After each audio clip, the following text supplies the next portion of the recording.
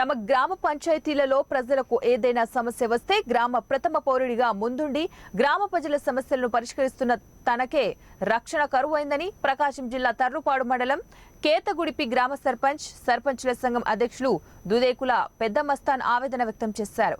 ఈ సందర్భంగా దూదేకుల పెద్దమస్తాన్ మాట్లాడుతూ తర్లుపాడు మండలంలోని కేతగుడిపి గ్రామ పంచాయతీలో సర్వే నంబర్ 141/5 P3లో తన తండ్రి షేక్ మీరావలి తండ్రి చిన్న హుసేన్ పేరు మీద 2.5 ఎకరాల వ్యవసాయ భూమి ఉందని, ఆ భూమిని సాగు చేసుకుంటున్న క్రమంలో బుడ్డపల్లి గ్రామానికి చెందిన బండారు గాంధీ అతని అల్లుడు అంకయ్యలు తనను అడ్డగించి పని నిలిపివేయాలని గొడవకు దిగినట్లు తెలిపారు.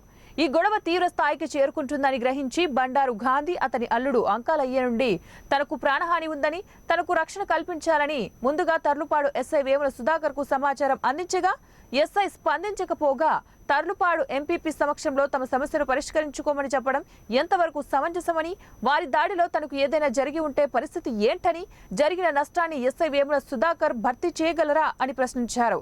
నువ్వు ఫోన్ చేసిన వెంటనే వచ్చి నీకు రక్షణ కల్పించడానికి నువ్వేమైనా ప్రధానివా? నీకేదైనా సమస్య ఉంటే కోర్టుకు వెళ్లి పరిష్కరించుకో అని ఒక గ్రామ ప్రథమ పౌరుడైన నన్ను అసభ్య పదజాలంతో కించపరచం తనకు చాలా బాధాకరమని విచారణ వ్యక్తం చేశారు.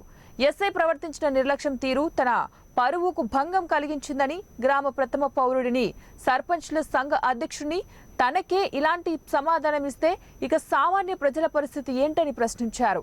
పోలీసులు ప్రవర్తించిన తీరు చూస్తుంటే సీఎం పీఎం అయితేనే రక్షణ కల్పిస్తారని, లేకపోతే వారికి రక్షణ లేదని అర్థమవుతోందన్నారు.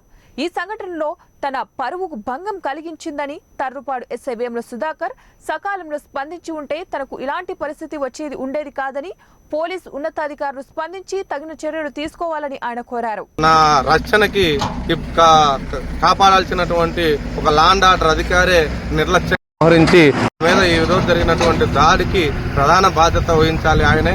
ఎందుకంటే ఒక గ్రామ ప్రథమ పౌరుడు 3500 జనాభాకి నేను వారధిగా నన్నటువంటి నిర్లక్ష్య ధోరణితో ఆయన స్పందించకపోవడం చాలా దారుణమైన విషయము. ఇలాంటి ప్రమాదాలు స్థానికంగా ఉన్నటువంటి స్థానికులకు ఏమైనా ఇబ్బంది జరుగుతుంటే ఇదే కదా ఈ ఎస్ఐ గారు స్పందించే తీరు. ఇది ఏమాత్రం సమంజసం కాదు.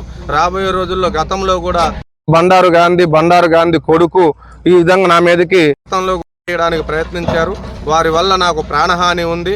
నేను చివరికి ఒక ప్రజాప్రతినిధిని అయ్యుండి కూడా మీడియా వారి ద్వారా మన అధికారులకి పై అధికారులకి విన్నవించుకోవాల్సినటువంటి దుస్థితి వచ్చింది.